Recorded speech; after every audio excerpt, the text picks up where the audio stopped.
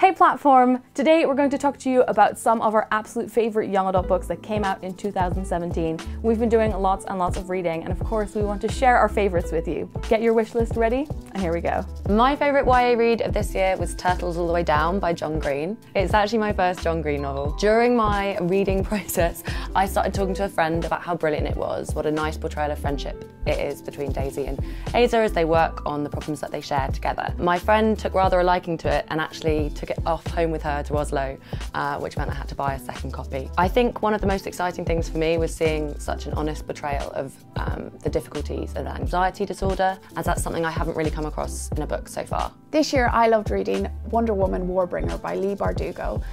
It's a really fun, exciting story with great characters. I love that it was based around female friendship rather than romance. So if you loved seeing Wonder Woman in the film earlier this year, then you can read more about her in this book, but it's a completely different story. If you've already read and loved this, then make sure to keep an eye out for Batman early next year by Marie Lu. I definitely did not do that in one take.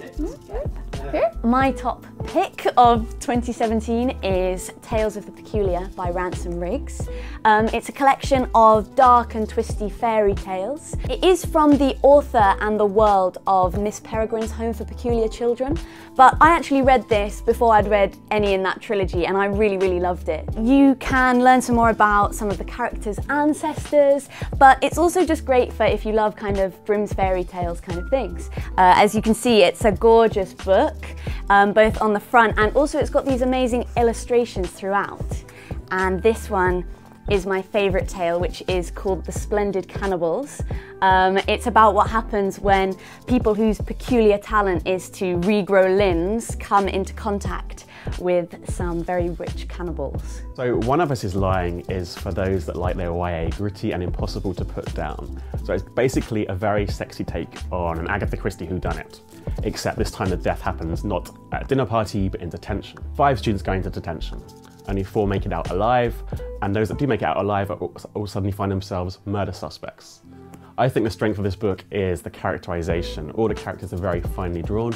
They're from different walks of life. The only thing they really have in common is that they all have something very sinister to hide. This is for those that love 13 Reasons Why, Pretty Little Liars. I would say this is definitely the kind of book you read in one sitting. I could not put this book down. This is my YA pick of the year for 2017, Philip Pullman's The Book of Dust, Volume 1. It is completely magical, captivating. It's really dark, and it completely transports you to a whole other world. I'm also completely obsessed with how beautiful the Chris Mel cover is, and I would recommend this to absolutely anyone, even if you've never read any of his dark materials. It's set about 10 years before Northern Lights, when Lyra is a baby, so you could so easily start with this one and then go and delve into the rest of his dark materials afterwards. So this is my pick for 2017. It's The One Memory of Flora Banks by Emily Barr. It's about a girl named Flora who, when she was 10 years old, she had an operation on her brain.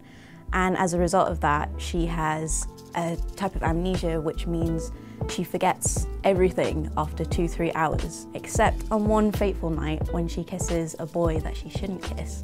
And she remembers this memory for the rest of the book. Because of this, she goes on a journey to find this boy because he disappears the night after they kiss. What I really like about this story and about how Emily Barr writes is you really get a sense of Flora's anxiety and confusion. It's quite jarring, some of the passages.